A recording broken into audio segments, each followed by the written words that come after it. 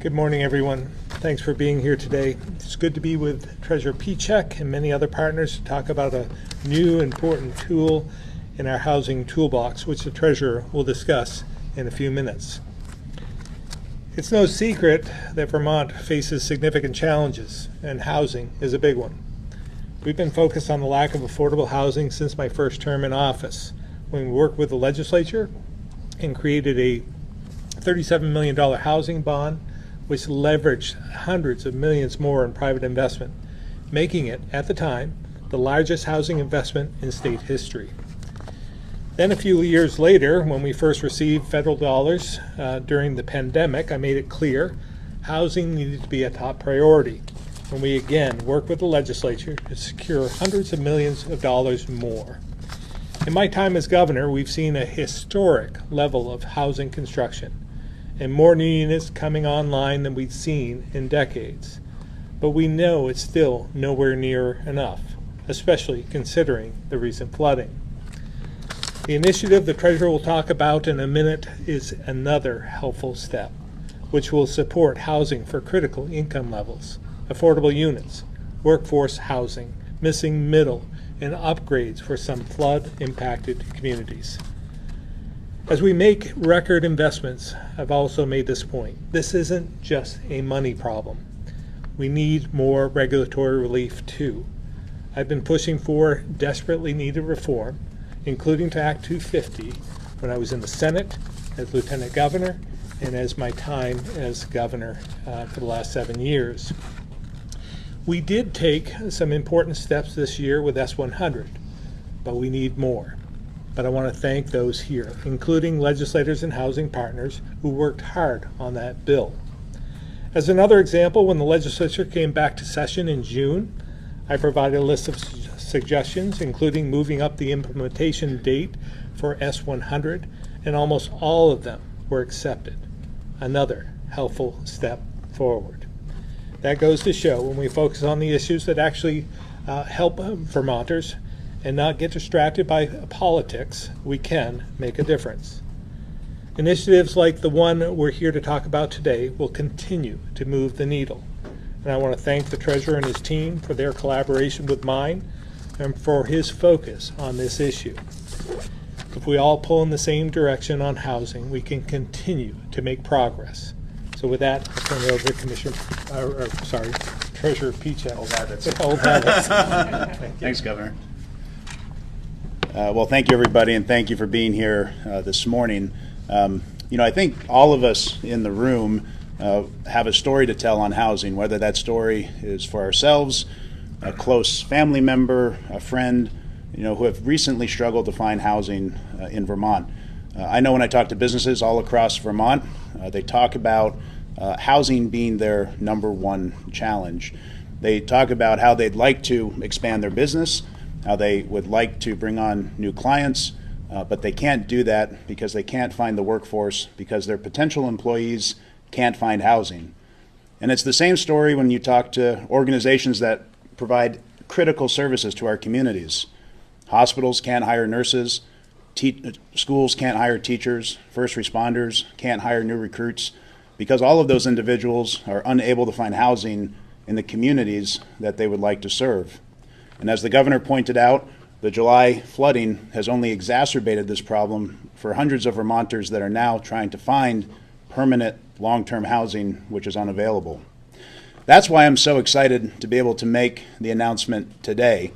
This $55.5 million investment that comes from our office will leverage an estimated $340 million of additional capital that will altogether support over 1,100 units of new housing throughout Vermont. I want to first thank our Treasurer's Office staff for their excellent work in expanding this program, in identifying projects to support, in making sure those projects were strong, and the organizations that we are investing in have a strong financial track record as well. Vermonters can be rest assured that their tax money will be well protected, while also earning a return and getting the economic impact of more housing throughout the state. I also want to thank the governor and his administration, specifically Josh Hanford, also Gus Seelig, Sarah Waring, the LIAC committee for their help in identifying projects for us to invest in. It was critical to have their support and expertise as we wanted to find the best projects that would have the biggest impact. All of this money is coming out of our 10% in Vermont program.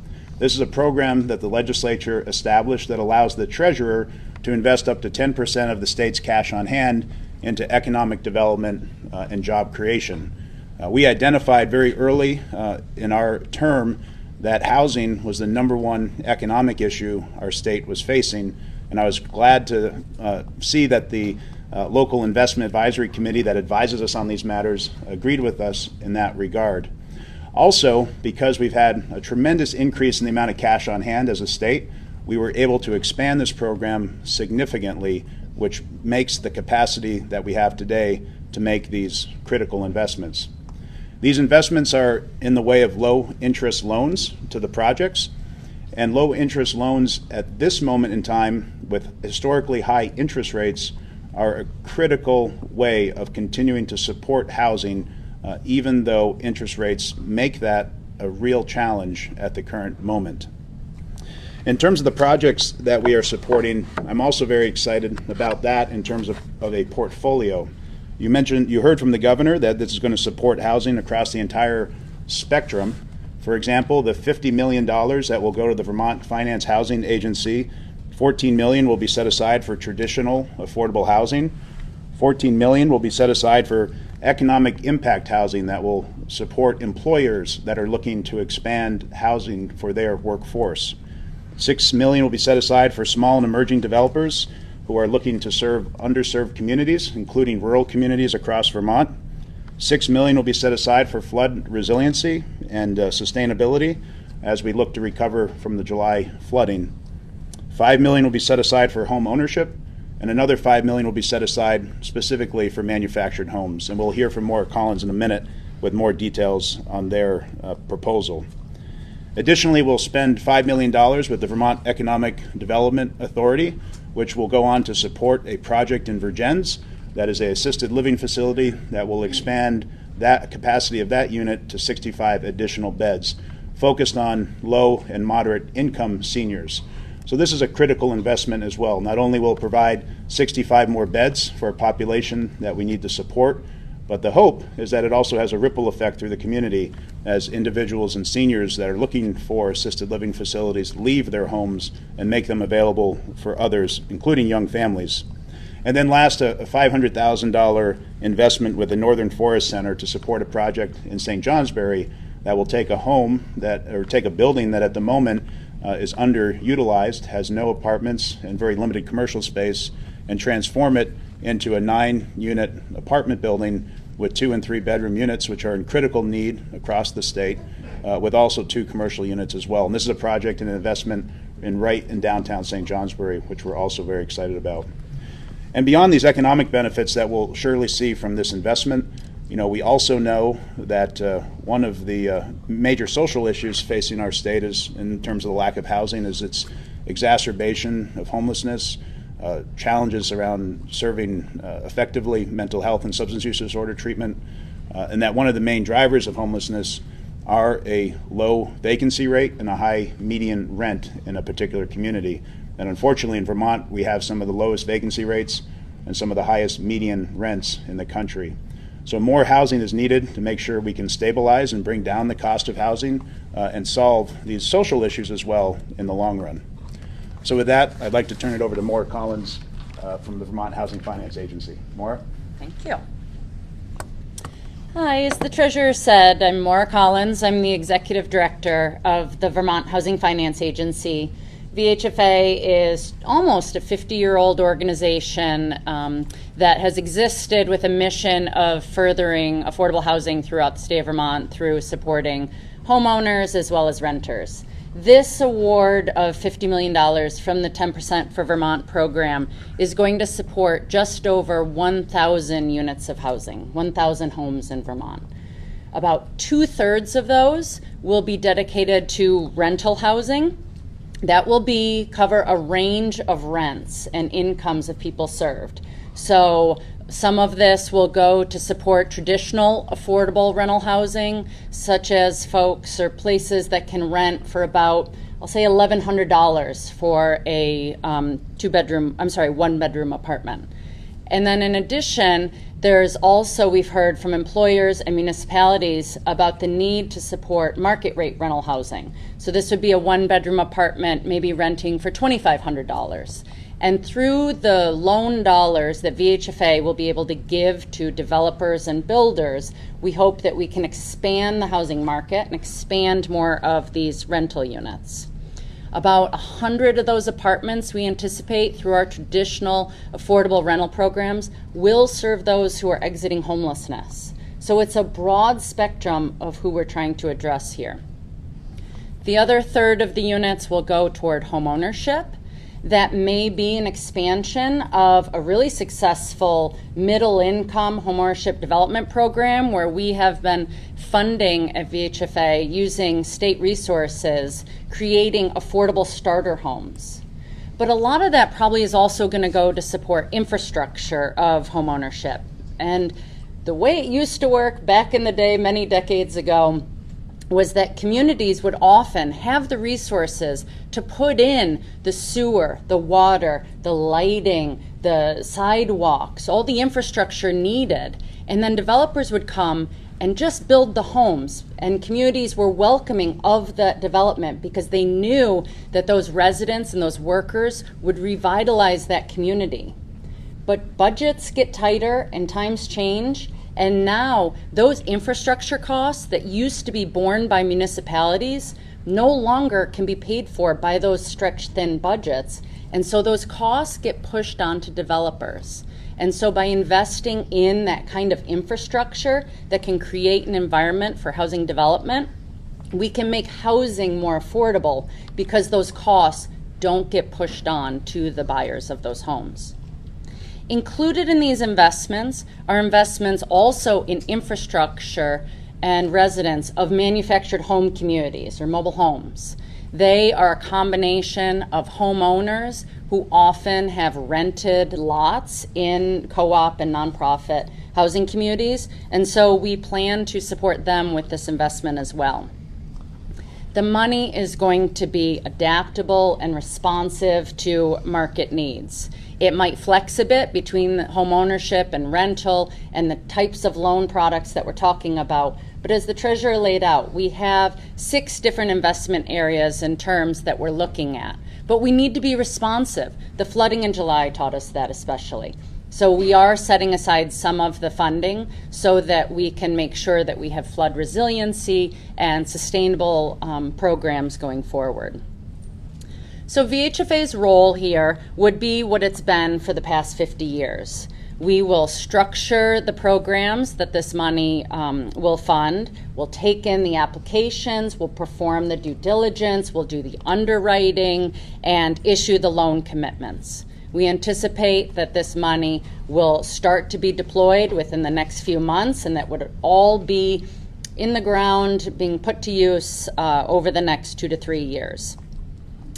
The treasurer laid out the funding and how it's going to support traditional affordable housing, market rate rentals, small and emerging developers doing small deals that can be the kind of infill development that we often see, especially in our rural areas. There's going to be support for homeownership, manufactured housing, and I mentioned the flood resiliency. So these investments are going to rely on and help us partner with banks and credit unions and lenders so that we can leverage other resources. Because $50 million, as much as I very much appreciate it, is not going to solve our housing crisis right now. But we need more tools in the toolbox because this housing crisis is impacting all of us. It's impacting those who are trying to leave the hotel-motel programs. It's impacting our flooded manufactured home residents. It's impacting renters who are trying to find a place to live, new Vermonters, homeowners who are, and those trying to become homeowners. And it's impacting employers and communities that are trying to grow. So We anticipate that we will be able to take this money and launch these programs very quickly, utilizing a lot of the infrastructure that's already in place, and are very excited about this opportunity. Next, I'd like to invite up the Commissioner of Housing, Josh Hanford. Thanks, Maura. Thanks, Governor. Thanks, Treasurer Pichak. I don't have a lot of remarks to add to this program other than just to say, anytime we talk about more resources to support housing, it makes me happy. And I was pleased to serve on the advisory panel that the Treasurer and his office set up to review these projects and support all three of these investments. It's going to result in a lot of new housing across a broad spectrum of need, and a lot of creative new tools and projects presented there. I want to say that right now, I want to put another plug for an existing program for flood-impacted renters, the BGAP, the Vermont Business Assistance Grant Program. Remind folks in the media here, ask you, spread the word. Landlords are businesses. There is money available in this fund. It's still accepting applications on a rolling basis, and this money can help repair your apartments to get people back into them if they've been damaged by the flood. So please submit your applications to that program. Reach out for help. The money's approved on a rolling basis, and there's still funds available. With that, I'd just like to say, I'm been an honor to be working with the housing partners up here and the governor and serving in this role. And more housing opportunity, more housing choice is what Vermont's future needs. So, thank you.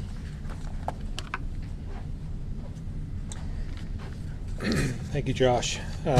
Before opening it up to questions, I just want to remind everyone that this Saturday we'll be collecting flood-related tires at the Gruberi Granite Museum from 8 to 4. So whether you're an individual, municipality, or business who has tires found from the floods, you can drop them off and we'll dispose them at no cost to you. Also, in the good news category, this Saturday at 7 a.m., AOT will be opening up another 20-mile stretch of the Lamoille Valley Rail Trail from Cambridge to Wolcott. This will mean about 73 miles of the 93-mile rail trail will be fully open. So that's really good news. So with that, I'll open up to questions. Governor, Commissioner Pichak said Vermonters can be assured their tax dollars will be well protected. Some of the state's new housing revolving loan funds, supported by our transfer tax payments, have an extremely poor record of payback. How will you avoid that? Well, we'll do the best we can, obviously. We want to make sure that the investments are safe. I will probably have Treasurer Pichak answer the rest of that, but we'll all work on this together. Yeah, thanks, Governor. So it's a good question. I mean, obviously, from our perspective, this pot of money has a lot of flexibility, but it needs to be paid back. That's our most important item. So the partners that we decide to partner with all have strong balance sheets. They're all providing guarantees for the projects. In one instance, at least, the project itself will have a lien on it. So the projects will be well secured, either from the balance sheets of the organizations or from the specific projects themselves. Maura, you said that your organization is going to be awarding the loans, but it sounds like there's already some sense of very specific projects that are going to be getting this money. So I'm wondering how we can know with such confidence that these projects are going to be funded if you have yet to go through that process. Fair question. First off, I was invited to speak today, but I just want to point out that we have the Executive Director of VITA here, as well as the Northern Forest Center, who also were funded through this project. So those are some specific projects. Also, as you can imagine, in the past year, the affordable housing developments costs have gone up 34%. And so what we have is a pipeline of projects that are just waiting to fill in those gaps of funding so that they can move forward. These are oftentimes fully permitted, already designed and approved properties that, because of cost escalation, now they just need a little bit of money to move forward. So we're looking at that kind of pipeline to know example projects. Additionally, there are other projects that may be a little farther out and have some of their funding but not all their funding, and they're looking at needing more resources, and so that's part of the pipeline that we're considering. But then there's other projects that are new and emerging and we don't know yet, and so there is an open call to say that we're going to be publicly announcing this money and these programs, and so we do welcome. It's not that there is all the money is spoken for already. There is a bit, and especially the treasurer, I think, wisely encouraged us to set aside the $6 million for the flood response, not knowing yet exactly how much the income, the insurance proceeds are going to come up with, or the FEMA resources are going to be able to provide. And so some of this money will be able to fill those gaps that are still unknown. So the confidence comes from the pipeline that we know about, which is pretty robust, as well as knowing that the meeting to make this award was a public meeting held on Friday, and over the weekend our office got 6 phone calls from developers and builders who had somehow heard about it before even this press conference. So I think that the interest is really there, and we all know that the need is there. How did we land on the 1,100 number in terms of units? Like what went into that calculation? So I'll just, part of it was an estimate from the Vermont Housing Finance Agency, and then combined with the specific projects, the Vita project that will add 65 beds and the Northern Forest project that will add 9. So the 1,000 or so that Maura referenced is an estimate of what they think they'll be able to support, not just with the $55 million, but with the $55 million plus the hundreds of millions of additional capital. That together will support the 1,000 units from VHFA's estimate. And you mentioned that these might be low interest loans. Do you have a sense of what that rate might be? Yeah, for sure. So it depends on the duration, but for example, a lot of these loans are less than 20 years. So if you're taking a loan for 20 years, the interest rate would be 2%. If the loan were less than 5 years, it would be 1%. So it's a flexible rate based on how long you're taking out the loan. But that is the critical piece here, is the low interest rate. That's the part that will help drive down the 30% plus increase in costs. We'll be providing low-cost capital to these projects. Go ahead, Maura. If I may, those interest rates that the treasurer just quoted were the interest rates that VHFA will be paying on the state's deposits back to the treasurer's office. But the actual interest rates that developers get could be very different. We're trying to blend in other public and private resources, and so that's what the state is getting in terms of an interest rate, but not necessarily what developers are getting. I would still anticipate that loans to developers would be below 3 to 4%, though. So the investment advisory committee signed off on this lump sum of $50 million and said, here are the buckets we want that money allocated to. And then now it's up to VHFA to decide where precisely that money will be awarded. Yeah, I think that's right, Peter. So we asked for applications back in June. We received 40 plus applications that all had various ways that they planned on investing the money. Some of them were direct projects, some of them were projects that were indirect, so like VHFA, they would take money and then invest it directly. We, in terms of the vast majority of the money in this pot, focused on those entities that had the specific expertise to be able to find projects that would have the biggest impact and the biggest need, but also to be able to leverage the additional funds to make the biggest impact. So that was the strategy for this first round of announcements. The LIAC committee does make recommendations. Ultimately, it's the treasurer's office who's responsible for making the final decision on which projects get funded. And will there be some kind of but-for test, Maura, where you'll have to determine that if not for this loan, this project won't go forward? Is that like a baseline requirement? That is what we've done for the last 50 years, yes. We always look and try to braid together resources. So while this $50 million will support about 1,000 homes, if you do the math of a per unit investment, that doesn't make affordable housing on its own. So what we need to do is we would take with that about 125 million of other public resources through the state or through the federal government, as well as we anticipate about 175 million of private dollars.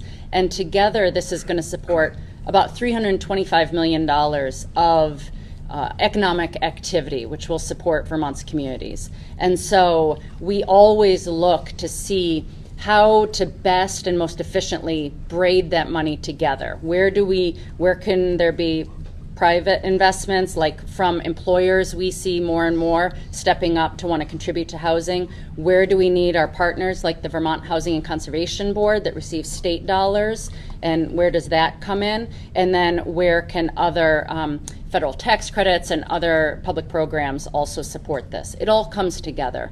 And so that's why I think it's important to know that all these programs get very complicated very quickly.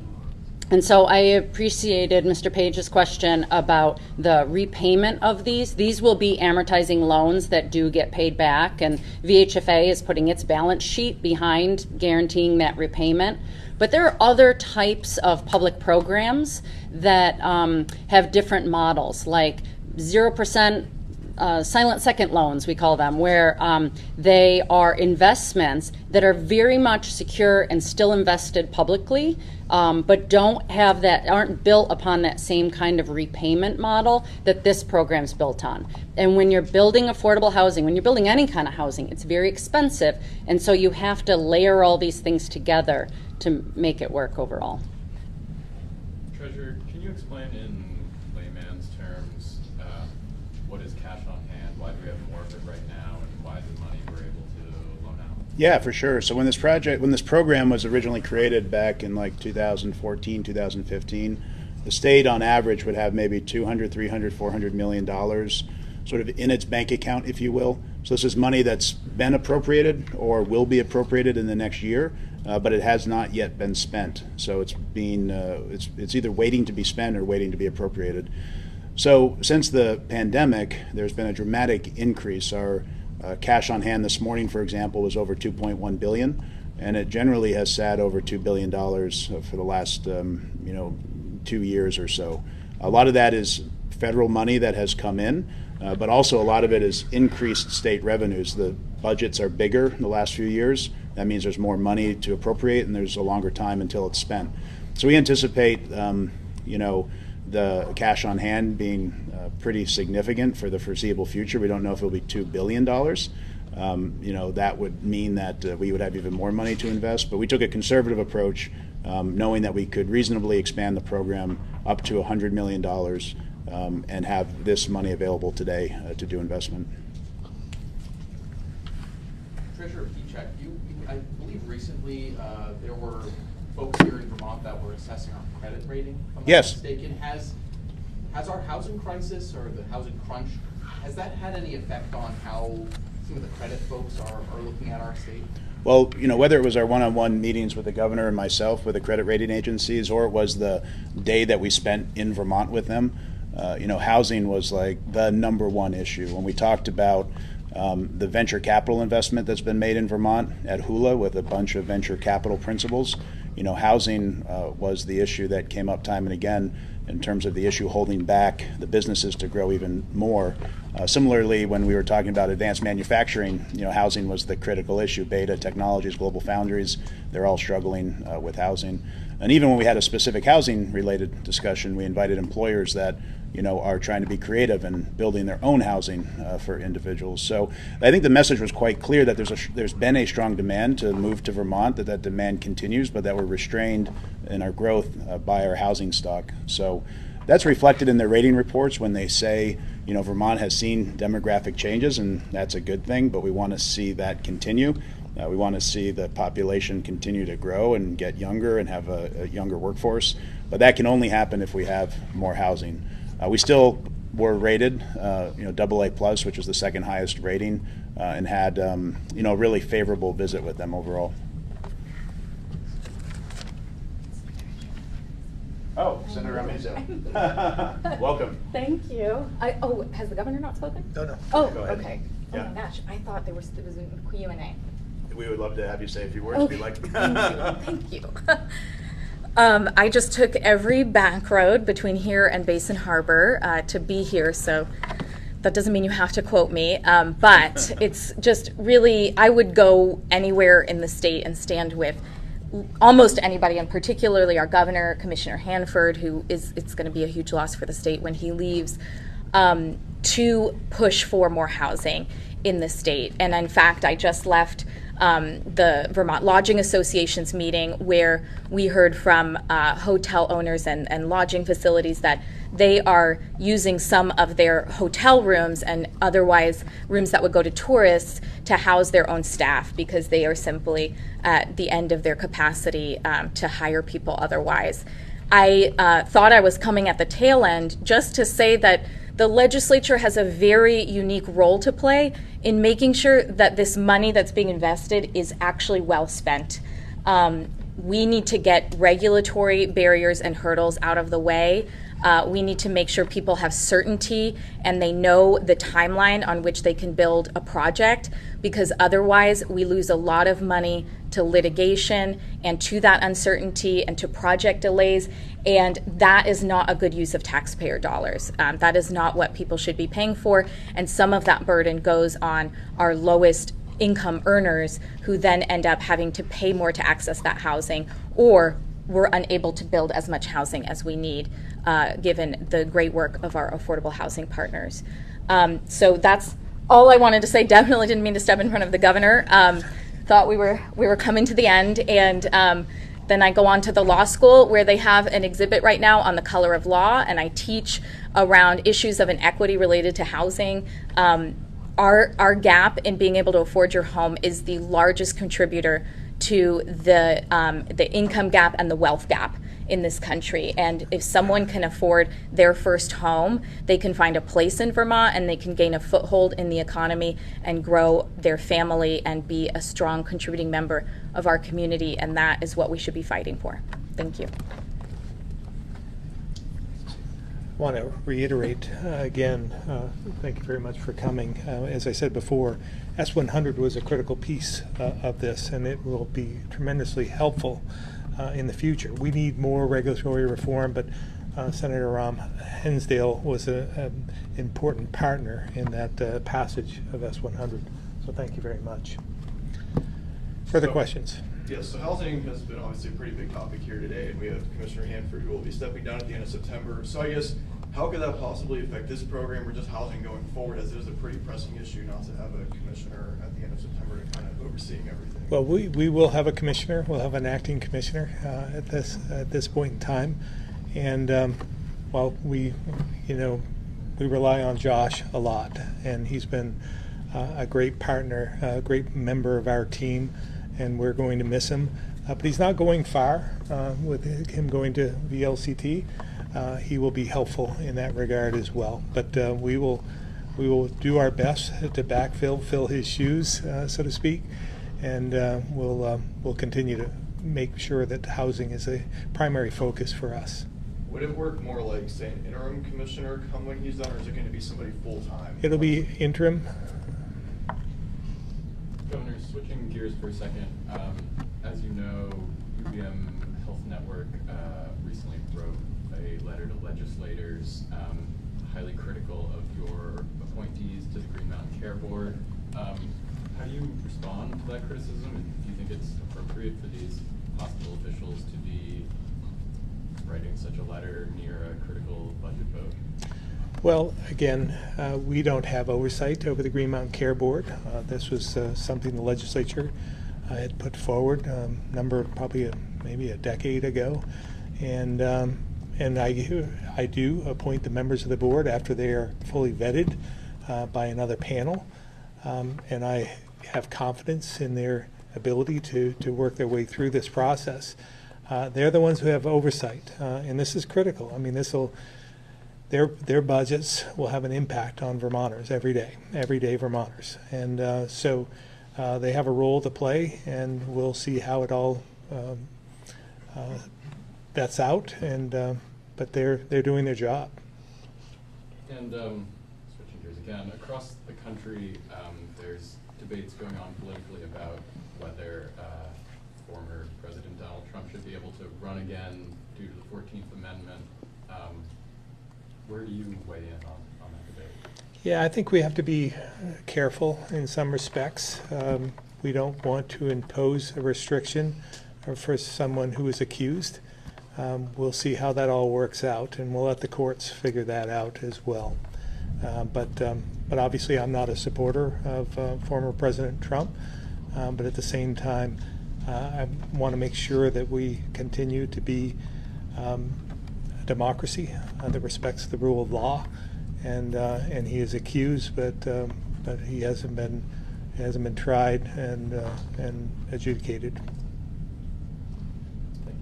We've got a few folks on the phones, then we can come back to the room. We'll start with Keith, the Rutland Herald.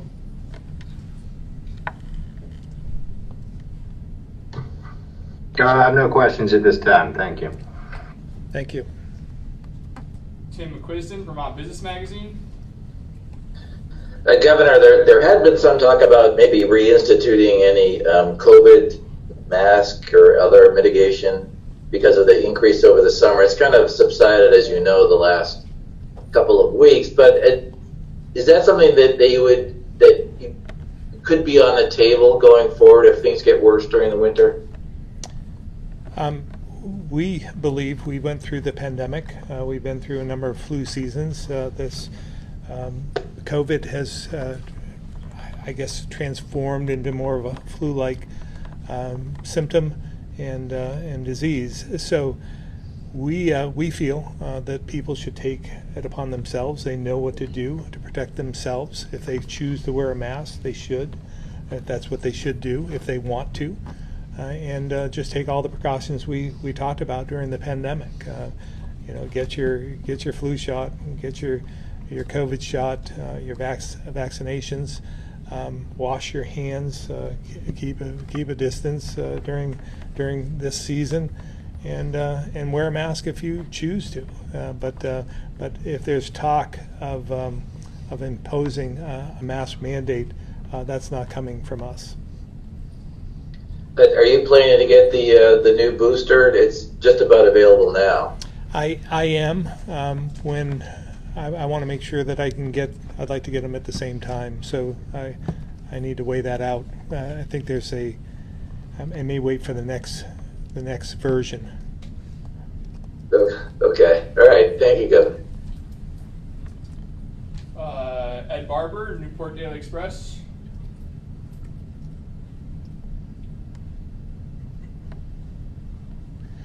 Chris Roy, Newport Daily Express.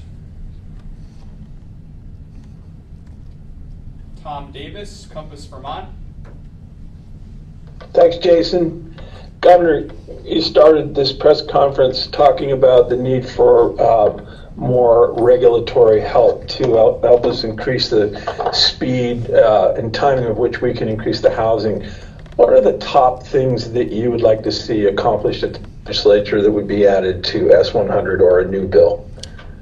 Well, we have had many suggestions we've put forward in legislation over the last 7 years.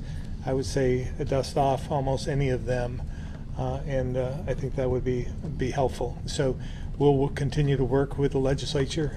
I know Senator Rahm Hinsdale has said that this is a priority for their committee as well. So we'll work together in trying to adopt something that works for everyone. Because when you look at what we're here for today, the $50 million here, the $37 million we put forth to begin with, all of the money, the hundreds of millions of dollars, both of these programs did leverage and will leverage, plus the $250 million that we put forth out of ARPA money, and all of that will leverage.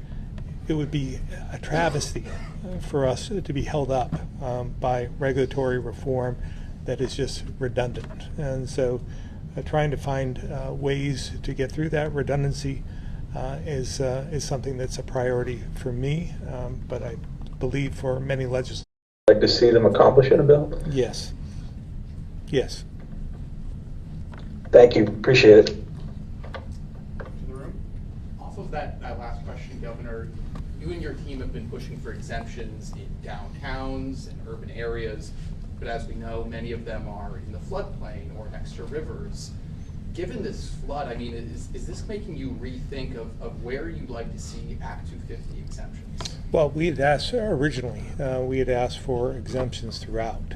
I think the final version, it came down to some of the more downtown areas, and I still think there's a role to play for the downtown areas. Not every downtown, although many of them are in floodways, but not all of them. And there's ways to mitigate that as well. And those are the conversations we're going to have over the next few months, both with FEMA and legislators and communities, about how do we become more resilient? How do we mitigate? You've heard me talk about this before, but I think it's all in trying to create more storage capacity for some of the rainfall that we see, the tremendous storms that we've experienced, and we're going to experience more in the future. But how do we store that water while we wait it out? And that's the key.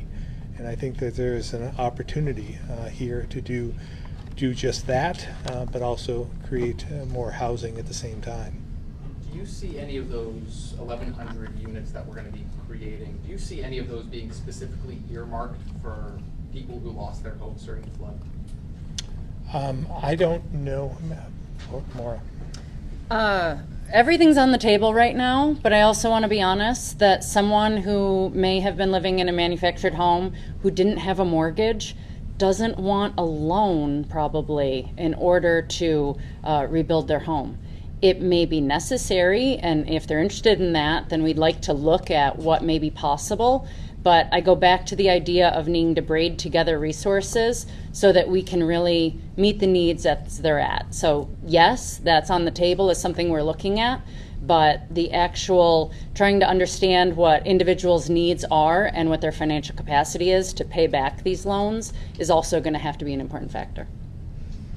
Speaking of displaced Vermonters, Mr. Roy, can you give us a status update on your agency's projects related to that? Sure. Thank you very much. Good morning. Right now, we had over 200 people who qualified for assistance from FEMA for direct housing. Those are people whose homes were either destroyed or they met the qualifications of at least $12 per square foot for damages to their home. Based upon that population, FEMA has been calling them and asking them, do they need assistance from us in finding housing for up to 18 months? And we're at the point where I think we're around 60 some odd people have said, yes, we could use some assistance.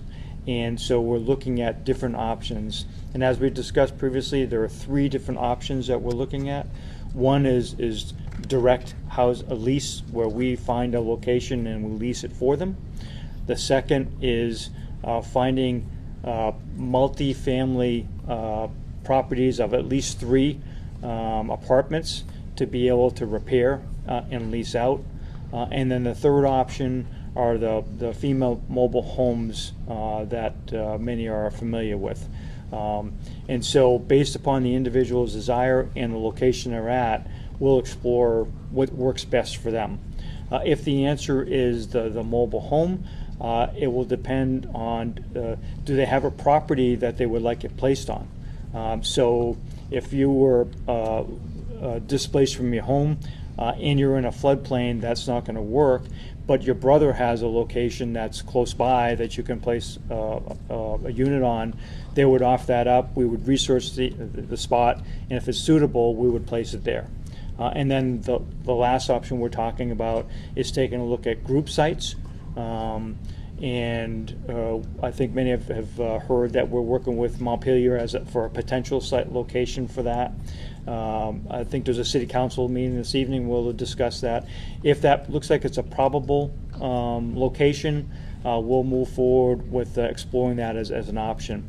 The biggest thing we understand is that winter is coming very quickly, and we need to move with all speed so that those who have been displaced and need our help are placed in a location that they can use up to 18 months until they find a permanent solution. Thank you, sir. Oh, you might be able to answer this, Governor. Do we have any sense of how many people have opted for buyouts? We don't at this point in time. That's a longer process. I don't think that it would be a significant number now because it takes a while. It takes the community they're in to go along with that. It takes them deciding that's what they want to do, and it has to be offered and so forth. So I think that's going to be coming in the weeks and months ahead. Is that Yes, sir. hold true? Okay. Good. Governor, I just wanted to double check some numbers that I believe I heard from Maura Collins. Building costs up 34% for affordable housing in the last year, and the market rate for a one-bedroom apartment, $2,500. Did I get that right? Yep. And I mean, all those, what someone can afford is going to be based on their income. So when I say $2,500 for a one-bedroom apartment, that's to say that if you look at the median of what people are earning in Vermont, you know, what they could afford renting a one-bedroom apartment. The increase in housing development costs are being driven by material increases, labor shortages, and I'd say construction delays, and that it's taking longer to get housing built, and therefore there's longer carrying costs, and construction loans have to be out longer and all that. And so we're seeing that as the time drags on, that it increased the costs overall of housing, which is why I too will add my voice to the chorus of saying how important S100 was and the partnership between the governor and the legislature to get that done, because that should help speed up some of that process, which can make housing more affordable. Apart from the flood, why is it taking longer? Because of supply chain interruptions and material delays. We know of a property, we cut a ribbon on affordable property up in the islands where it's age-restricted property, so there's 2 elevators to serve the residents, and they had to open the building with just 1 elevator in place, and there's a elevator shaft that is covered up by a locked utility closet door appearing because it took so long and the cost was so much to get that second elevator placed. We're hearing nationally and across New England about long delays in electric transformers, and how in New Hampshire, I was just with my peer who said that they have more than one property that is fully built, able to be occupied, but there's no electricity in it because the transformers are taking so long to get to New England. And so you add up these things that may not seem like big issues until they are big issues. We can't open buildings if we don't have electricity, and we can't serve folks, especially those with physical needs, if we don't have elevators. And we could go on and on from there. There's been some stabilizing of cost increases that we're starting to hear about, but we are hoping that that continues. But everyone I talk to and listen to, no one is expecting a real drop in costs. We're hoping that the escalation slows down. Richard Wabi of the contractors says that the legislature's recently passed law requiring licensure for contractors is slowing down the flood relief work. That was quoted in Vermont Business, I think. Have you been in the business? Is anything to that? I think it's more just those workforce challenges that we face pre-pandemic, pre-flood, and still impact us greatly today. So, and that's why the housing is so important. And when, you know, it's like the old adage, you know, what came first, the chicken or the egg? I don't know. The workforce challenge, the crisis we face, is impacted by the housing or vice versa. And so we need those workers here to build the housing, but at the same time, we need the housing to bring the workers in. So we are choosing this path and making sure that we build the housing so that we can welcome more people in. And we will be reaching out. You know, there's there is an economy of scale when you have so much money going into housing. When you add everything up, there's literally, hundreds of millions, if not $1 billion of housing that we're contemplating here with all the leveraged assets.